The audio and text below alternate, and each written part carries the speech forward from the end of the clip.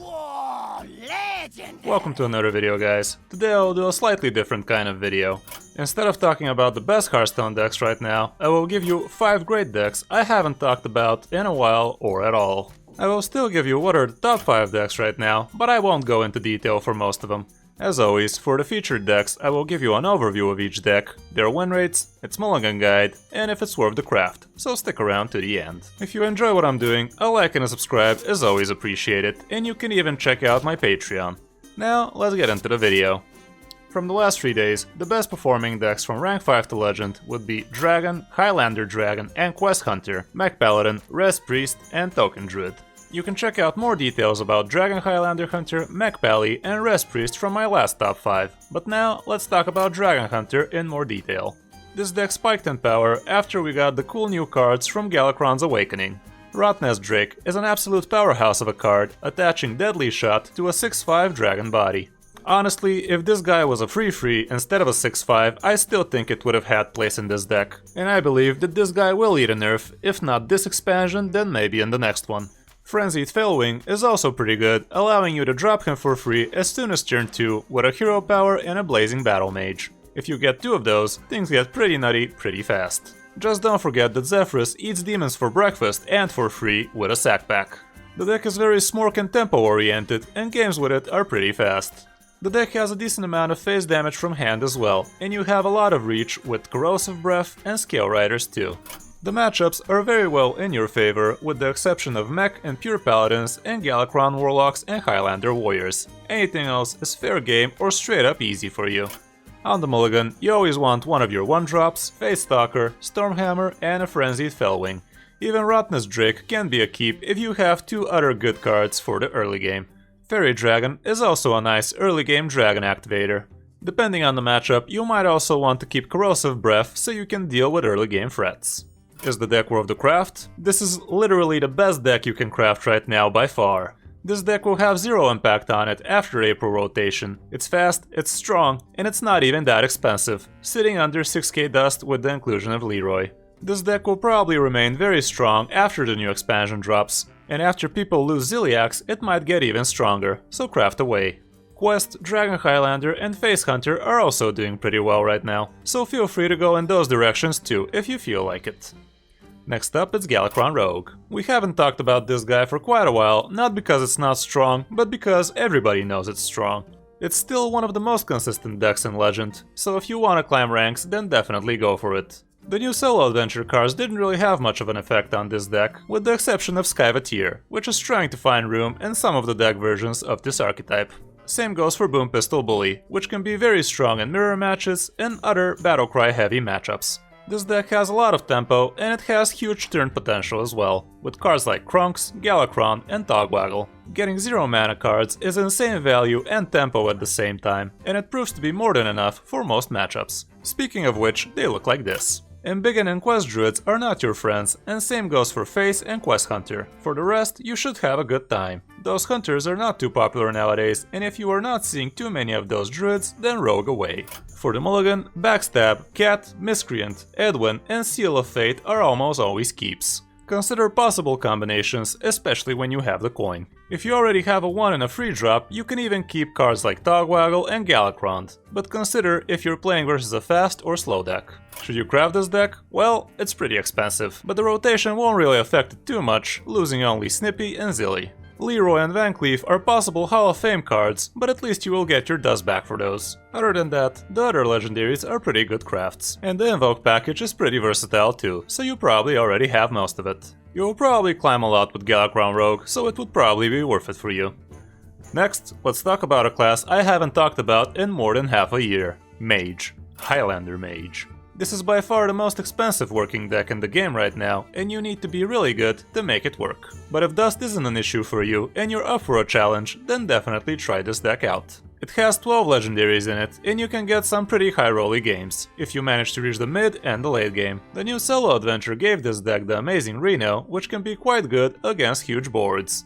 The so-called banish mechanic basically deletes the minions on the board, as if they never existed, meaning they won't be in the rest pool. The hero power can be quite powerful as well, casting great spells for free, but it can also backfire big time, so choose wisely if you really need to play Reno. Hunters are your worst matchup by far, since you don't really have a consistent way of healing, so their damage sticks. They're not impossible to beat, but you should definitely consider switching the deck if you see too many of those. Anything else works for you. On the mulligan, you always keep Reno, Zephyrus, Book of Spectres, and Arcane Breath. Dragoncaster can also be a keep, but if you're against a fast deck, it's probably not gonna be a good idea. Obviously, the deck is not worth the craft if you don't have tons of spare dust. The rotation hits it pretty hard, losing Stargazer Luna and her Galaxy, Snippy and Zilly, Book of Spectres, Witch Doctor, and Keysmith. It's a cool deck for sure, but you will probably be better off watching streamers play it. Now, let's check out Galakrond Warrior. This is another deck I haven't showcased in quite a while, but it's doing pretty good, especially in skilled hands. It saw a drop in popularity after the nerf of Scion and the rise of Embiggen Druids, but with the inclusion of the new solo adventure, it rose in power once more. Bomb Wrangler, Risky Skipper, and Frenzied Fellwing are amazing in this deck, and you can have a lot of crazy synergies with them. Crazy armor gain, card draw, damage, and so on. This particular version opts for more combos, but still keeps the charge reach from Core Kron Elite. You might consider jamming Leroy back in it as well. Risky Skipper unlocks so many possibilities with this deck, but be careful not to misplay with it. Frenzied Fellwing can almost always be played for free, and if you get him from the Galakrond draw, it's even better, cause you won't lose tempo playing Galakrond like that. The Bomb Wrangler brings great value and tempo for you as well, and it can be very hard to deal with from your opponent. You can get an insane cycle with Acolyte of Pain and Battle Rage, so card draw is rarely a problem with this deck nowadays. Invoking will be quite easy for you to do as well, and you will often find yourself with 4 invokes before you can even play Galakrond, which is pretty insane. Right now, your worst matchups would be Embiggen and Quest Druid and Res Priests. They just have too much value for you most of the time. The other popular decks are well in the green for you, so if you don't see too many of the bad matchups, then go for it. For the mulligan, Towncrier, Bomb Wrangler, Ritual Chopper, and Acolyte of Pain would be pretty good for you most of the time. You can even keep Galakrond if you already have some early game going on. If you have some good combos going on in your hand, you can even keep Risky Skipper too. I would strongly advise you to watch some streamers play this deck in high level, so you get a feel of what's good and what's not. Is it worth the craft? Most probably yes. The rotation doesn't really hit it, and it's not expensive too, but definitely be ready for a challenge. It's not a simple deck, and you need to consider a lot of factors when piloting it. The core cards of it should see a lot of play in the future expansions too, so it would not be a bad idea crafting it. Highlander Warrior is also doing pretty good. And the last deck on this list should be Token Druid. It's been a while since we last talked about it, but it still remains a pretty strong deck. Nothing really changed for it though. This version opts for Goro again instead of Whispering Woods, but you decide for yourself what you prefer better. Everything else is pretty much the same. The adventure didn't really give it anything new to play with either. Right now, everybody would be expecting for you to be Quest or Embiggen Druid, so you have that going for you. There are a lot of decisions to be made with this deck, so putting in the time to understand what would be the optimal play for you would be pretty key for you.